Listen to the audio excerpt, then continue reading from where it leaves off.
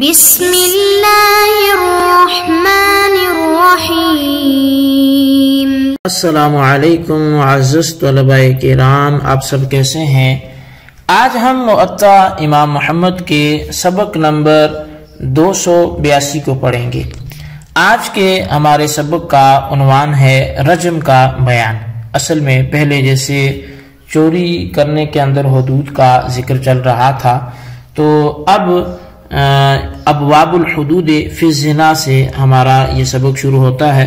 کہ زنا کے حوالے سے جو ہماری حدود ہیں، تو مطلب شرعی طور پر جو حدود مقرر فرما رکھی ہیں اس کے حوالے سے یہ ساری گفتگو ہونے جا رہی ہے۔ تو اب زنا کے حوالے سے کیا شریعت نے حدود مقرر کر رکھی ہیں، تو اس میں ایک باب قائم کیا گیا جس کا نام ہے اب باب الرجم، کہ یہ باب رجم کے بارے میں ہے۔ اب رجم کیا ہوتا ہے، اس کی کیا تفصیل ہے، تو وہ ہم احادیث کی قرات کے بعد ہی اس کو سمجھیں گے۔ آئیے سب سے پہلے ہم حدیث پاک پڑھتے ہیں۔ امام محمد رحمۃ اللہ علیہ آپ لکھتے ہیں اخبرنا مالک اخبرنا ابن شہاب عن عبید اللہ بن عبد اللہ بن عتبہ عن عبد الله بن عباس أنه سمع عمر بن الخطاب يقول الرجم في كتاب الله تعالى حق على من زنا إذا أحسن من الرجال والنساء إذا قامت عليه البينة أو كان الحبل أو الاعتراف۔ امام محمد رحمۃ اللہ علیہ فرماتے ہیں کہ ہمیں ابن شہاب نے عبید اللہ بن عبداللہ بن عتبہ سے خبر دی ہے کہ حضرت عبداللہ بن عباس نے حضرت عمر بن خطاب رضی اللہ عنہ سے سنا، وہ فرماتے تھے کہ سنسار کرنے کا حکم اللہ تعالیٰ کی کتاب میں حق ہے۔ یہ حق ہر اس مرد اور عورت پر ہے جو شادی شدہ ہو، اور جب اس پر بینہ قائم ہو جائیں یا حمل واضح ہو جائے یا خود اعتراف پایا جائے۔ اخبرنا مالک حدثنا يحيى بن سعيد انه سمع سعيد بن المسيب يقول لما صدر عمر بن الخطاب من منى اناخ بالابطخ ثم قوم قومة من بطحاء ثم طرح عليه ثوبه ثم استلقى ومد يديه الى السماء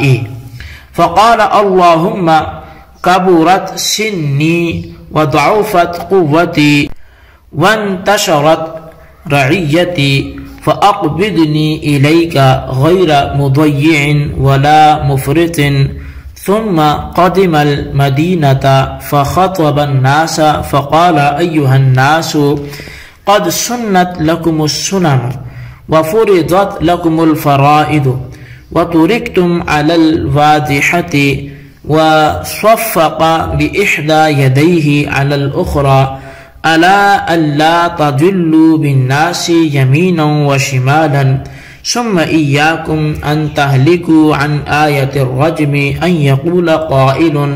لا نجد حدين في كتاب الله فقد رجم رسول الله صلى الله عليه وسلم ورجمنا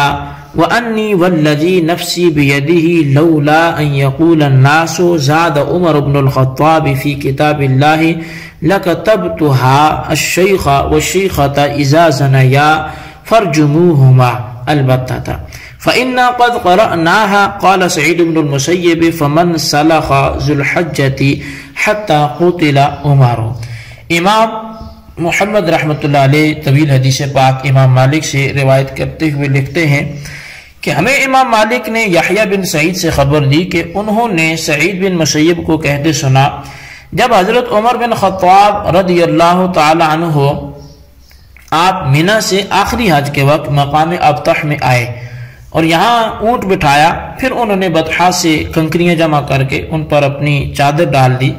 پھر لیٹ گئے اور اپنے دونوں ہاتھ آسمان کی طرف پھیلاتے ہوئے اللہ تعالیٰ سے سوال کرنے لگے، اے اللہ میری عمر بہت ہو گئی ہے، میری طاقت کمزوری میں بدل گئی، میری رعیت منتشر ہو گئی، بس تو مجھے موت دے دے، اس حال میں کہ میں نے نہ تیرے احکام میں کمی کی ہو اور نہ زیادتی کی ہو۔ پھر آپ مدینہ منورہ تشریف لائے،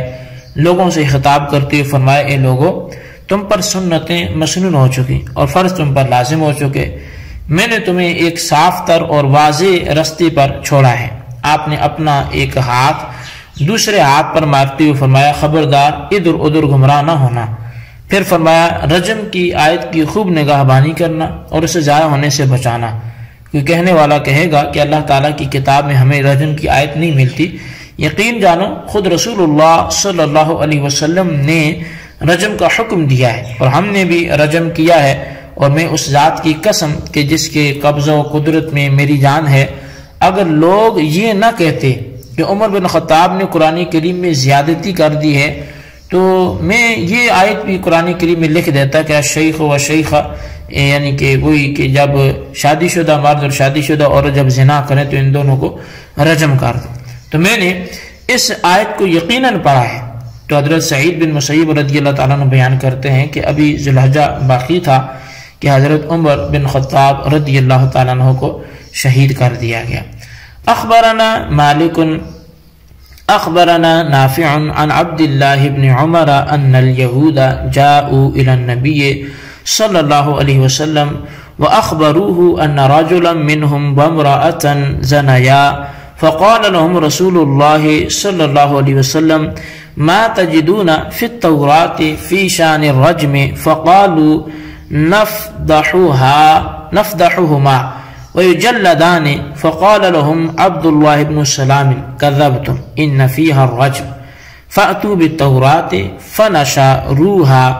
فجعل أحدهم يده على آية الرجم ثم قرأ ما قبلها وما بعدها فقال عبد الله بن سلام ارفع يدك فرفع يده فإذا فيها آية الرجم فقال صدقت يا محمد فيها آية الرجم فأمر بهما رسول الله صلى الله عليه وسلم فرجما قال ابن عمر فرأيت الرجل يحنى على المرأة يقيها الحجارة۔ امام محمد رحمۃ اللہ علیہ آپ روایت فرماتے ہیں کہ ہمیں امام مالک نے حضرت نافع سے اور انہوں نے عبداللہ بن عمر سے خبر دی ہے کہ کچھ یہودی نبی علیہ السلام کی خدمت میں حاضر ہوئے اور کہنے لگے کہ ہم میں سے ایک مرد اور ایک عورت نے زنا کیا ہے۔ آپ صلی اللہ علیہ وسلم نے ان سے دریافت فرمایا کہ رجم کے بارے میں تو تم تورات کے اندر کیا حکم پاتے ہو؟ انہوں نے کہا کہ ہم ایسے زانیوں کو ذلیل اور رسوا کرتے ہیں اور کوڑے لگاتے ہیں۔ تو حضرت عبداللہ بن سلام رضی اللہ تعالیٰ عنہ بولے کہ تم جھوٹ کہتے ہو، تورات میں سنساری کی سزا ہے، یعنی یہی رجم کا حکم ہے۔ وہ تورات لائے اور اسے کھول کر پڑھنے لگے۔ ان میں سے ایک نے رجم کی آیت پر ہاتھ رکھ دیا اور پھر اس سے پہلے والی آیت بھی پڑھی اور بعد والے حصے کو بھی پڑھا۔ اس پر حضرت عبداللہ بن سلام رضی اللہ تعالیٰ عنہ نے فرمایا کہ ہاتھ ہٹاؤ۔ چنانچہ اس نے ہاتھ اٹھایا تو فوراً رجم کی آیت سامنے آ گئی۔ پھر وہ کہنے لگا یا محمد صلی اللہ علیہ وسلم آپ نے سچ فرمایا کہ تورات میں رجم کی آیت ہے۔ پھر نبی علیہ السلام نے ان دونوں کو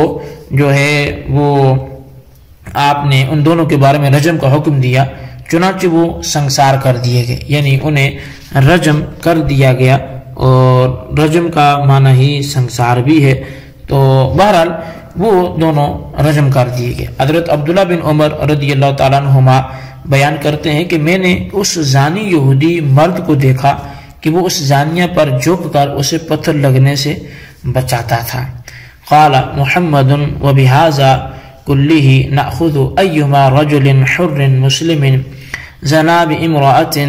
وقد تزوج بامرأة قبل ذلك حرة مسلمة وجامعها ففيه الرجم وهذا هو المحسن، فإن كان لم يجامعها إنما تزوجها ولم يدخل بها أو كانت تحته أمة يهودية أو نصرانية لم يكن بها أو كانت تحته أمة يهودية أو نصرانية لم يكن بها محصنا ولم يرجم وضرب 100، وهذا قول أبي حنيفة رحمة الله عليه والعامة من فقهائنا رحمهم الله تعالى۔ امام محمد رحمۃ اللہ علیہ حدیث کے لکھنے کے بعد فرماتے ہیں کہ ہمارا احناف کا مسلک یہ ہے کہ کوئی بھی آزاد مسلمان مرد کسی عورت سے زنا کرے اور اس نے اس سے قبل کسی آزاد مسلمان عورت سے شادی کر کے ہم بستری بھی کی ہو، تو ایسے زانی کی حد جو ہے وہ رجم ہے۔ یہ ہے وہ محسن، اور اگر صرف شادی کی تھی لیکن ہم بستری نہیں ہوئی تھی، دخول سے پہلے طلاق ہو گئی تھی یا علیحدہ ہو گئے تھے، یا اس کے عقد میں یہودی یا نصرانی لونڈی تھی، تو اس صورت میں وہ محسن شمار نہیں ہوگا، اور نہ ہی زانی ہونے پر اسے رجم کیا جائے گا، بلکہ اسے کوڑے لگائے جائیں گے۔ یہی قول امام اعظم امام ابو حنیفہ رضی اللہ تعالیٰ عنہ کا ہے، اور یہی قول ہمارے عام فقہائے کرام کا بھی ہے۔ تو بہرحال یہ ہمارے